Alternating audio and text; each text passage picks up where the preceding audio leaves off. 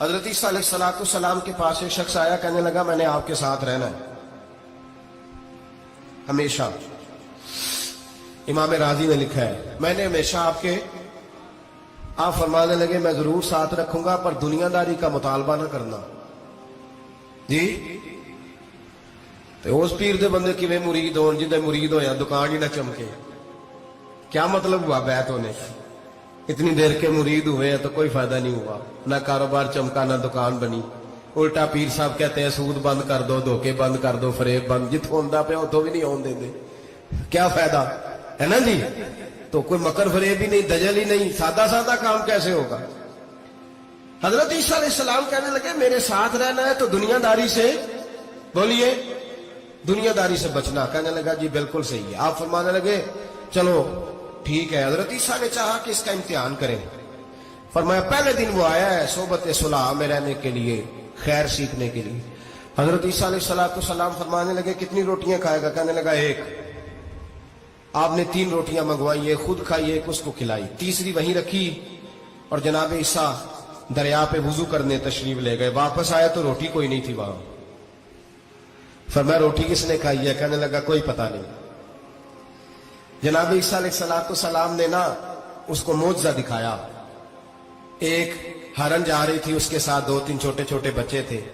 حضرت عیسیٰ علیہ السلام نے ہرن کا ایک بچہ پکڑا، اس کو ذبح کیا۔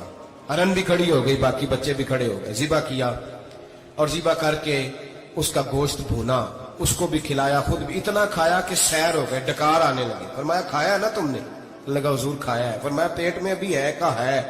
ہرن کے بچے کی ہڈیاں پڑی ہوئی تھی۔ جناب عیسیٰ نے ساری ہڈیاں کٹھی کر کے فرمایا کم باذن اللہ، اللہ کے حکم سے کھڑا ہو جا۔ وہ ہرن کا بچہ پھر زندہ ہو گیا۔ آپ فرمانے لگے ہرن کے بچے کا گوشت تیرے پیٹ میں بھی ہے، میرے پیٹ میں بچہ وہ جا رہا ہے، اب تو بتا دے روٹی کس نے کھائی ہے، اب تو بتا دے۔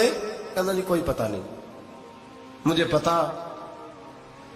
حضرت عیسیٰ علیہ السلام اس کو ساتھ لے گئے، دریا کے اس پار جانا تھا۔ فرمایا ہاتھ پکڑا چلو گزرو۔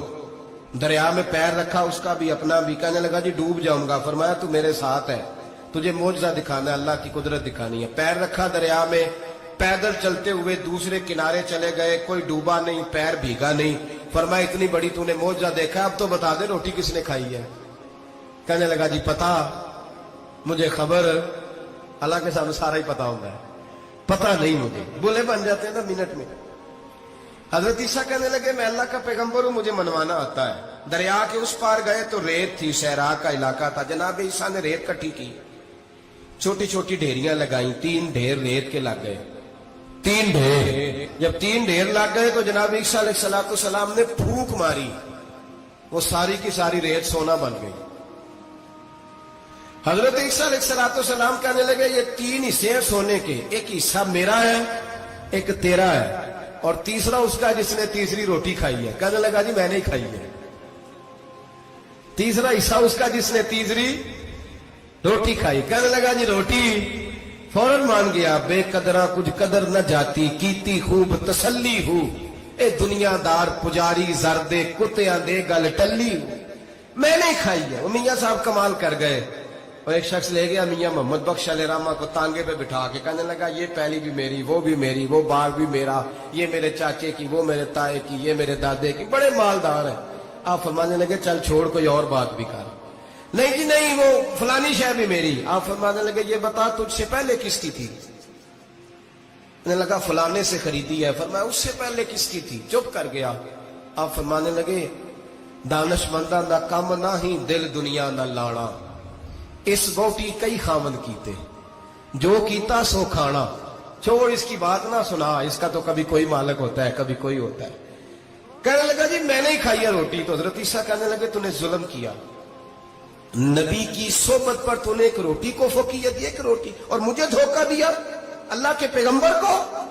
فرمایا جا میں نے مال کا کیا کرنا ہے، سارا ہی سونا تیرا ہے، 3 ڈھیریاں تو ہی رکھ لے۔ حضرت عیسیٰ کہہ کے گزرے تو پیچھے سے ڈاکو آ گئے، تلواریں ہاتھ میں، 2 ڈاکو، سونا پڑا ہوا دیکھا۔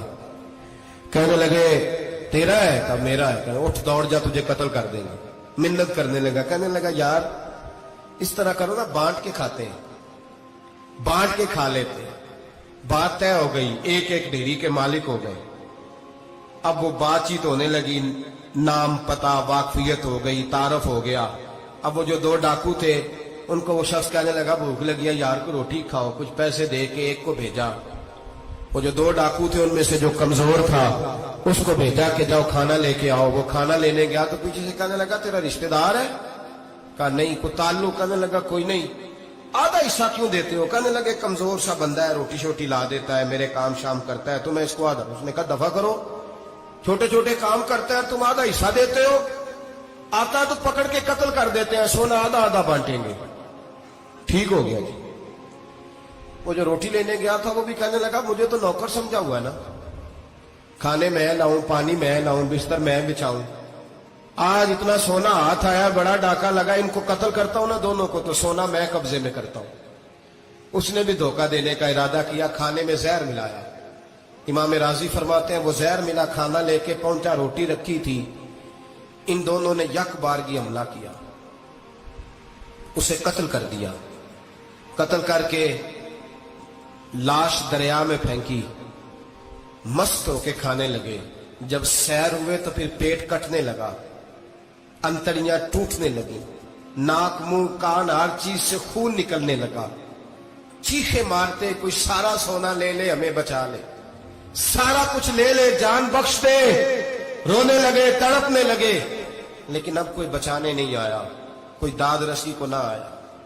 تینوں لاشیں ایک دریا میں, دوسری وہاں, مر گئے, مردہ ہو گئے. حضرت عیسیٰ علیہ السلام چند گھنٹوں کے بعد گزرے تو لوگوں نے کہا حضور یہ کیا ہے؟ فرمایا دنیا داری کا انجام, لالچ کا انجام, دھوکے کا انجام, فریب کا انجام. او بھائی بیماری لگ گئی سیٹھ صاحب کو, مالدار صاحب کو, چودھری صاحب بیمار ہو گئے, کروڑوں روپیہ پڑا ہے تجوری میں, لیکن شفا کبھی خریدی نہیں جا سکتی, صحت کسی دکان سے ملتی نہیں, دھوکے سے اکٹھا کیا ہوا مال وہ پڑا ہے سامنے, لیکن اس کے منہ سے چند نوالے نہیں اتر رہے. زندگی جو دھوکے سے لوگ مال اکٹھا کرتے ہیں, فریب سے اکٹھا کرتے ہیں.